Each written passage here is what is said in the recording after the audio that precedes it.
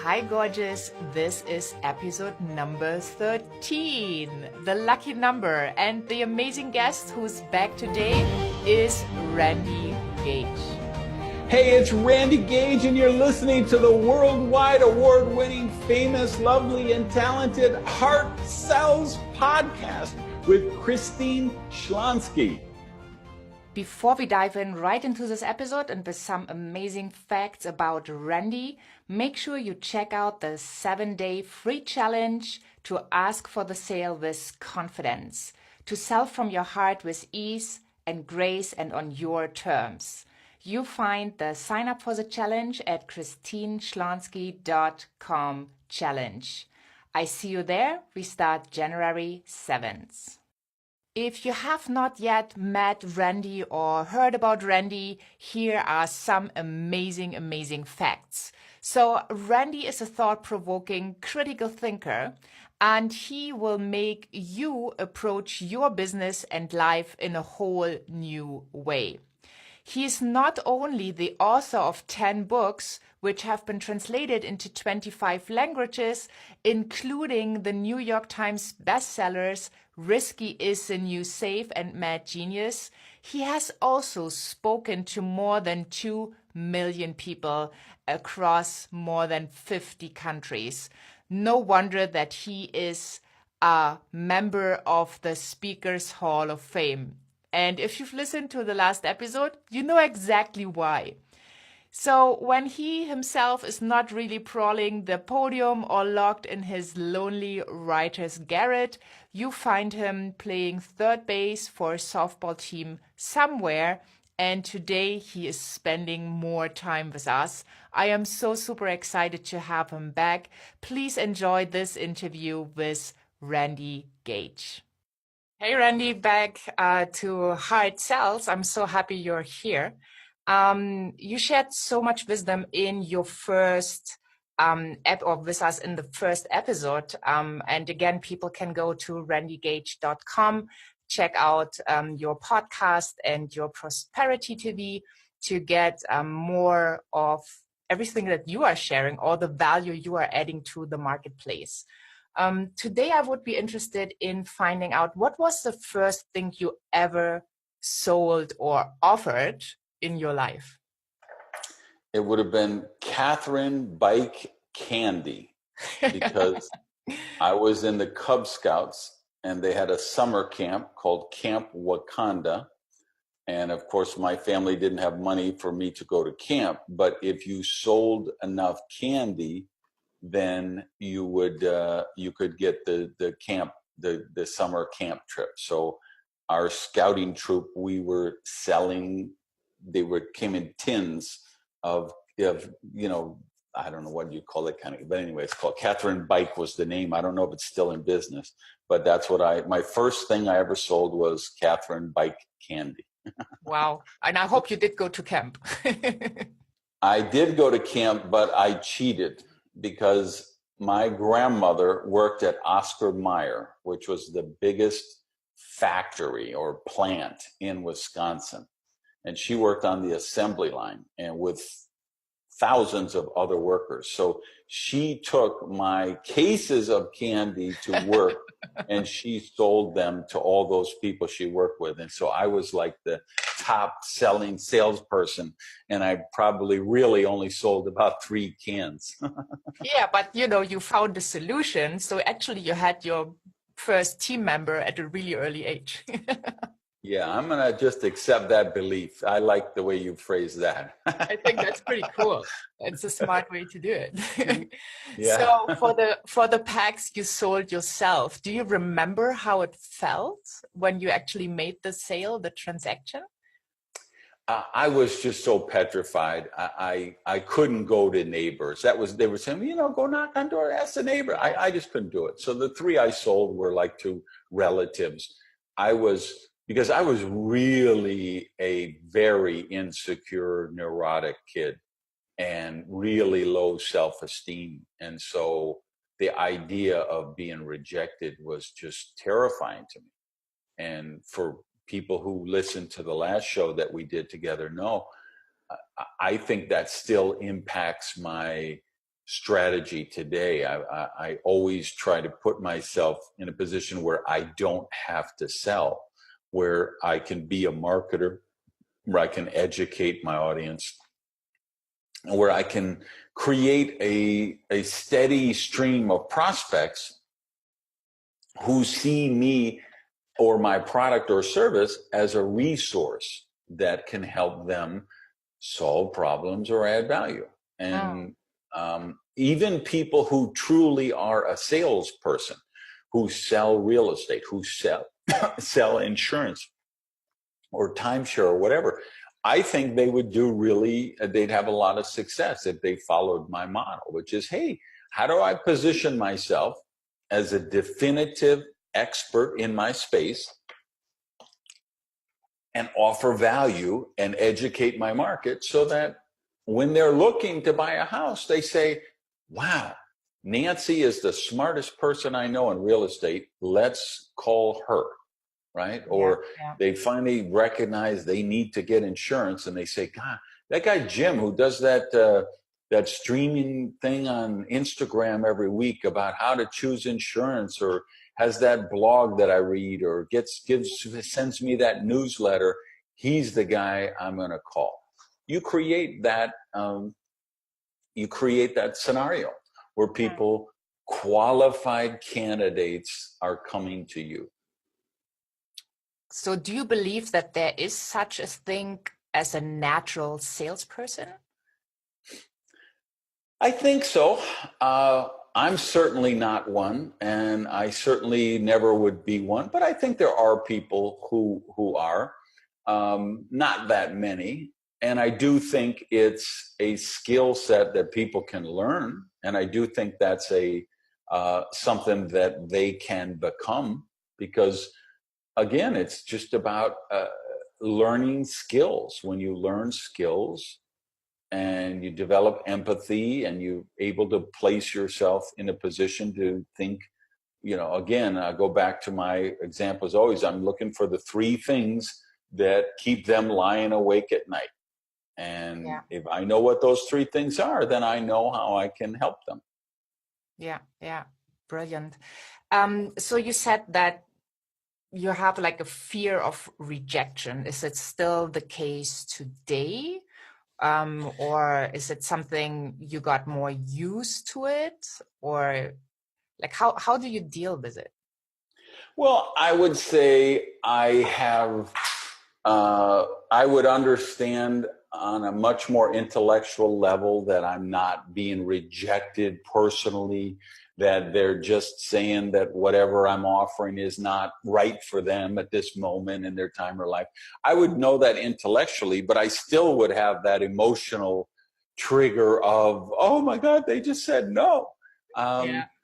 So I still want to isolate myself from that. I want to put myself in a position where I don't have to do that, because why would I want to? I mean, I get the whole, hey, you got to hear no, no, no. If you hear enough no's, then the next one is going to be a yes. And I love to hear no's. Okay, I'd rather stick a fork in my eye. Why don't we put ourselves in a situation where we don't have to hear 75 no's before we do the yes? Why don't we create a YouTube channel, a blog, a newsletter, speeches, some kind of thing that screens out the no's and attracts the people who are likely to say yes? That to me is just a much better approach than trying to emotionally fortify ourselves for why we like getting rejected or why we like hearing no.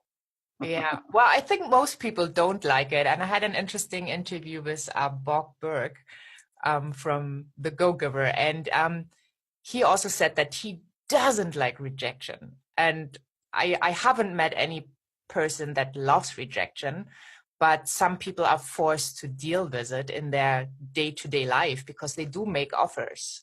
So you are saying the way around it would be showing up on YouTube, like having a YouTube channel or doing Facebook Lives or using Instagram. So where people actually can experience your way to offer solutions and your way to put value in the world.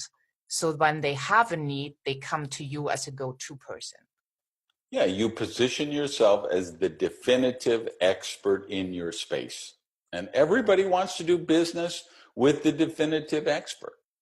Yeah, Like, definitely. I never call myself a professional speaker or a public speaker.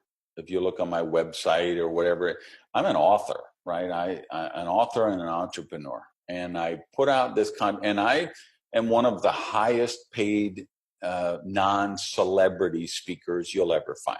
Now I get it, somebody who used to be president or somebody who's a movie star or whatever, they're going to get $100,000 a speech, but they're a celebrity. They're not getting that based on their expertise. But in terms of people who are paid on their expertise, people who are not celebrities, I'm as high paid as about anybody you're going to find. Why? Because I have positioned myself as an expert with my body of work, with my experience, with my results. So they're bringing me in to get my expertise. And it's never a sales situation for me. It's like literally before I got on the Zoom meeting with you, I was an email from a speakers bureau. Hey, do you have these dates in March open? Right? And they're not having to sell me to their client. Their client has called them up and said, hey, do you represent Randy Gage? Yes. Okay. Is he available on these dates? We're having a big convention and we'd like to bring him in as the keynote speaker, right? So I position myself that way. And I think that's important. People show me their business card and it says author, speaker, coach, international seminar leader. And I always say, does Bono need a business card that says rock star? Does Stephen King need a business card that says writer or author? No, he's Stephen King. So people ask me for a business card. I'm like, sorry, I haven't used one of those for 10 years, but you can find me anywhere on the internet, right? I'm never going to use a business card again. I haven't for at least a decade. It might be 15 years I haven't had a business card. Because again, I'm going to put out work. I'm going to put out a body of work that's going to establish me for what I do. In the same way, like for these events, what do you think happens when the budget is tight for an event? They say, hey, we need to cut some of these speakers, or we need to see if these speakers will work for free. And we'll tell them they're going to get great exposure if they do the speech for free. Meanwhile, they're paying me $45,000 to do a keynote if it's a domestic one. And they're haggling with some speaker who gets $2,500 a speech. Why? But they never cut me. Why do they never cut me? Because they built the program around me. I have a lot of like annual events and meeting planners that's the first thing they do is check the date with me. They're saying, okay, we're planning the one for 2021. We need to know, are you available February 21st? Because that's the date we're thinking about setting. And if I'm not available, they're going to move the date and find one that's available because they're going to build that program around me as the opening keynote speaker or the closing keynote speaker. And those same events, sometimes they're haggling with people who get $2,000 a speech or $3,000 a speech who are doing the breakout sessions because they're trying to, reduce their budget. Well, like I just did an event in Austria. I guarantee you their budget for that event was $5 million for just over 1,000 people. They spent more than $5 million on that event. So and I made $125,000 because I did it's an overseas one. I charge more and I did a keynote and then I did a leadership training for their top people. So it was $125,000 for me. You said, that's a lot of money. No, their budget was $5 million. So what's my crappy little $125K means nothing for that, right? Yeah. But there's people who are saying, well, should I tell them I'm 2,500 or should I say I'm 3,000? What if they turn down the 3,000? No, I mean, what you do when you position yourself at those levels, if you're this, because there's a lot of speakers who do that. I actually do an event just for professional speakers and coaches and authors and things. And somebody listening who's interested, they should go to tribalevent.com and check that out. It's an event I do once a year, like 3-4 days, 15 hours, 18 hours a day, intensive, right?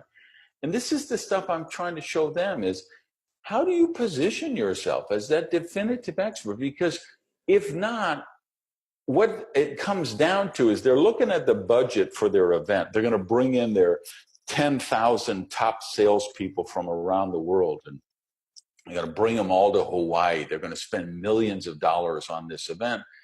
And then you have speakers who are negotiating between $3,000 and $5,000, right? And when really what it is you're competing with the tote bags.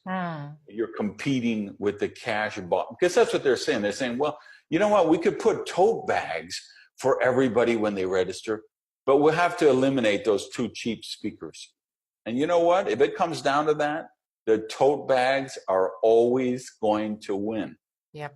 The sponsored cash bar is always going to win. The free swag sweatshirt that's going to be on the pillow when they check in is always going to win if you're just a commodity.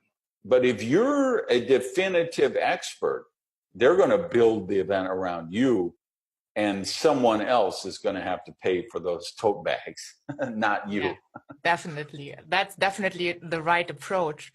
So when people listen to this right now and they think, well, yeah, but Randy is so far ahead in that game. I mean, he did years and years of positioning, of showing up, of sharing his work, of writing all the books, of speaking to over 2 million people.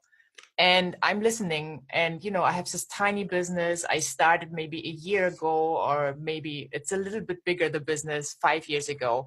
And I still don't feel like I'm getting anywhere. What's the best advice, or what was, let's do one question at a time. Okay, so the best advice is stop trying to sell yourself. Start creating value. Start giving away your knowledge and your expertise as frequently and generously as you can. And some of you, that's going to mean writing articles on LinkedIn because you've got a corporate audience and that's where they live. Some of you, it's going to be streaming on Facebook or streaming on Instagram. It's going to be creating a YouTube channel. For me, my big thing is my blog, because I'm a writer. I have a YouTube channel. I do the other stuff, but that's not my essence. In my essence, I want to be locked in my lonely writer's garret, hunched over my laptop, writing my next book. There's a difference. You could be a speaker who writes, or you could be a writer who speaks. I'm a writer who speaks. In other words, I don't set out to be a speaker.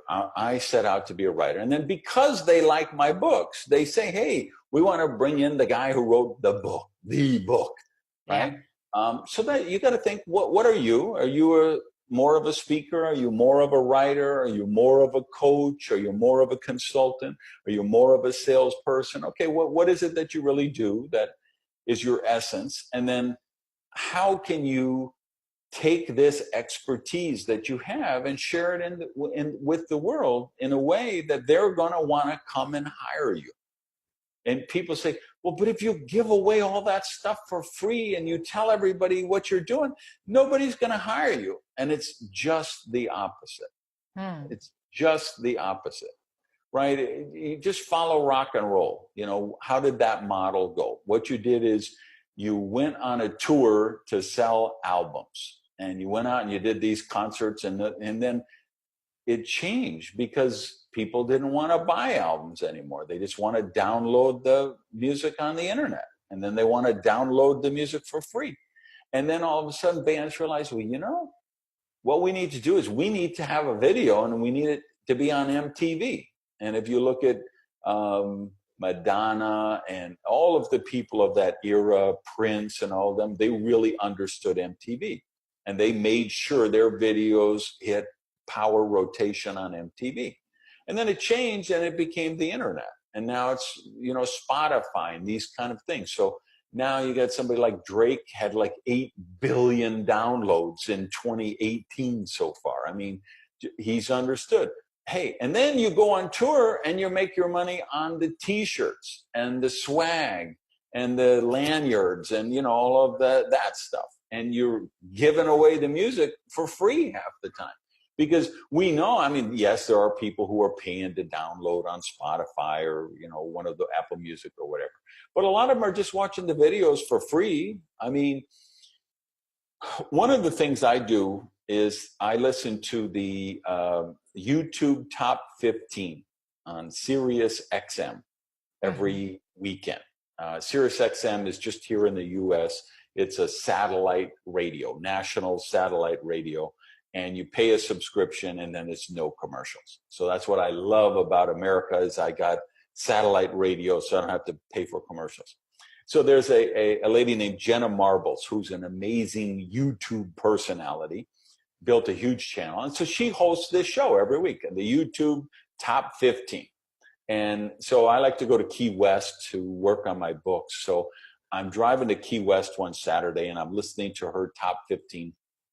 And she's saying, and the trending video this week is from Justin Bieber, and I forget whatever song it was.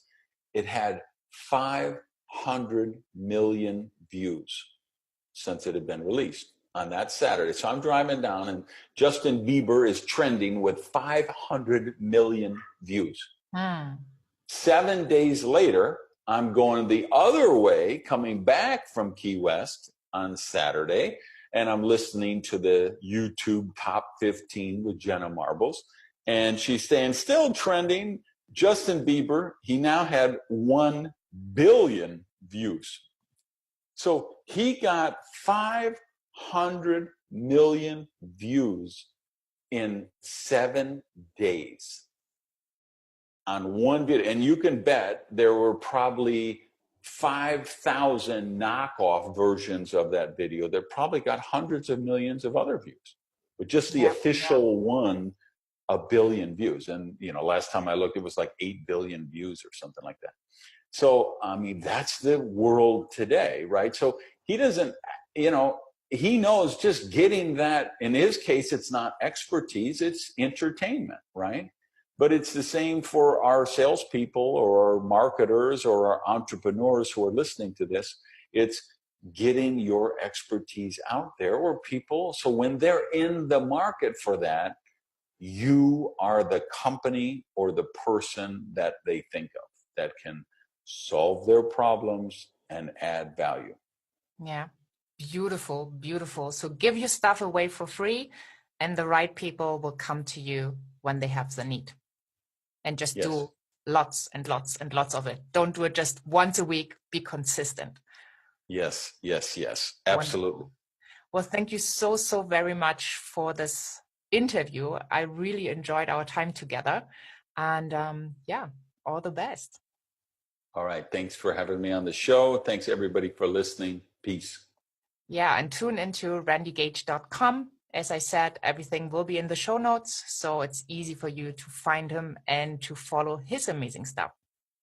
Well, gorgeous, I have to admit that after listening to Randy, after asking him all these questions and getting this amazing advice, I do have some homework to do, and I'm really looking forward to do so and to shift even more into a prosperity mindset, into more abundance, and just enjoying life more. There's always a next level. So I hope you really enjoyed this interview. If you haven't checked out the episode before, it's episode number 12, where we talked about killing beliefs.